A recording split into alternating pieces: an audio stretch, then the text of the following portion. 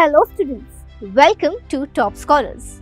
Today we will learn about one of the biggest and most important thing about India, the election of the Prime Minister in India.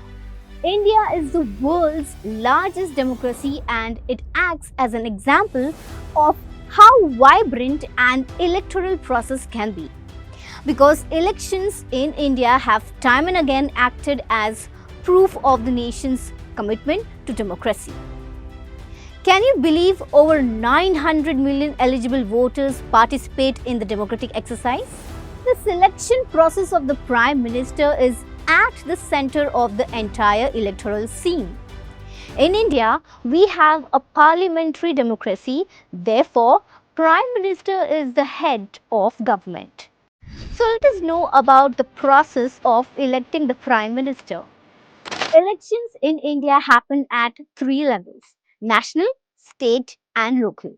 The Election Commission of India (ECI) serves as the constitutional authority responsible for overseeing the conduct of elections.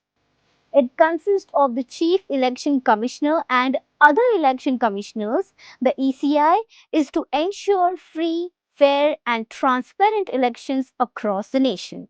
To make this possible, the Election Commission is assisted by thousands of electoral officers at various levels to facilitate the electoral process.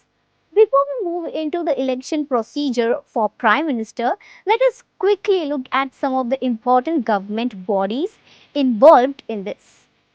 Number 1. Election Commission of India (ECI).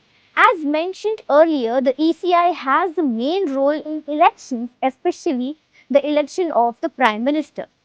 Parliament of India. The Indian Parliament, consisting of the Lok Sabha, House of the People, and the Rajya Sabha, Council of States, is integral to the election of the Prime Minister.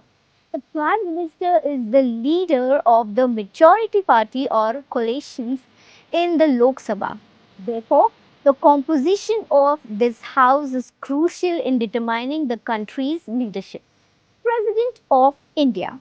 While the President's role in the election of the Prime Minister is largely ceremonial, they play a significant constitutional role. The President invites the leader of the majority party in the Lok Sabha to form the government. Now let us learn the procedure for the election of the Prime Minister in India.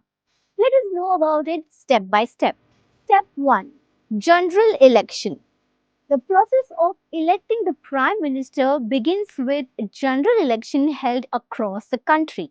These elections will decide the composition of the Lok Sabha. Voters from across the country cast their ballots to elect members of parliament (MPs) for their respective constituencies. But the journey doesn't end here.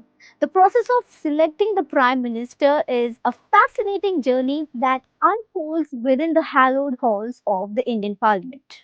The second step is the formation of government. Once the election results are in, the real drama begins. The party or coalition that secures a majority of seats in the Lok Sabha gets the opportunity to form the government. The president invites them to form the government. The leader of the majority party or coalition is set to become the prime minister. The third step in this process is the swearing in ceremony. Once appointed by the president, the prime minister elect participates in a swearing in ceremony where they take the oath of office and secrecy. This ceremony typically takes place at the Rashtrapati Bhavan, the official residence of the president. The fourth step is getting the vote of confidence. It's a high stakes showdown where every vote counts and the fate of the government hangs in the balance. And when the dust settles and the votes are counted, India gets its new prime minister, chosen by the people and endorsed by the parliament. We know that elections happen every 5 years, but this is not related to the tenure of the PM. It is the Lok Sabha that is re-elected every 5 years.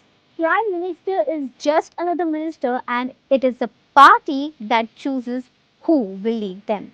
Therefore, the Prime Minister's tenure is not fixed and is a contingent upon maintaining the confidence of the Lok Sabha. They continue to hold office until they resign, lose the confidence of the House, or complete a full term of 5 years as a minister. This whole process is just another example of the resilience of India's democracy. Elections are the one thing that is valued by all in India, and therefore sanctity is important. With this, we have come to the end of this topic. We hope you now have a very much clear picture of how we got our Prime Minister. Let's practice some questions now. Question number 1. What is the tenure of Lok Sabha? Question number 2. Who is responsible for maintaining free and fair elections? Question number 3. What are the three main bodies in the election process? Question number 4. What is the minimum age for voting? Question number 5. List the steps in the election of the Prime Minister. Hope you enjoyed this session. Happy learning.